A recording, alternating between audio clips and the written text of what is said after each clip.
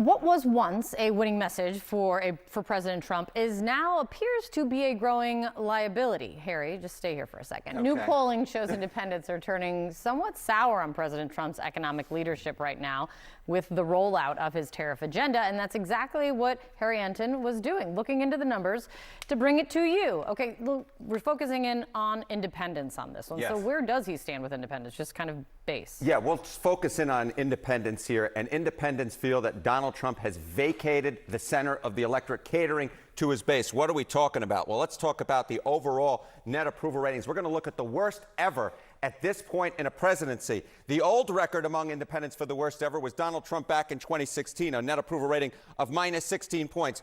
Well, Donald Trump has broken his own record here. He now holds, in this particular term, the worst ever net approval rating at this point in a presidency among independents at, get this, minus 22 points. He is 22 points underwater with independents.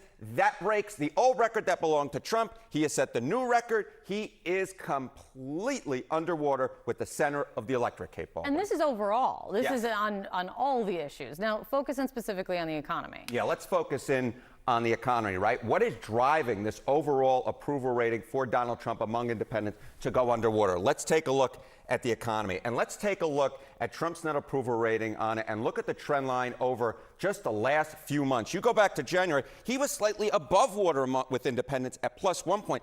Look at this drop, Kate. Oh, my. Minus 29 points. That's a 30-point drop in under 3 months of time. What independents are hearing from Donald Trump, they hate. They hate what they're hearing from Donald Trump, and they are abandoning him in record numbers. At this point in his last presidency, he was about even at 0 points in terms of his net approval rating on the economy, and now he's at minus 29 points. You go back through the record books, I simply put, Kate Bolduan, can't find anything close to this. This is such a record that there is no historical analogy to be 29 points underwater on the most important issue of the day with independents. This right here, my dear friends, is political poison. If an election were held today and Donald Trump's net approval rating in the economy was minus 29 points with independents, I'm not quite sure how Republicans can hold on to the House of Representatives. Is it all tariffs that are driving this? Yeah, okay. So let's take a look here at tariffs. This is definitely part of it.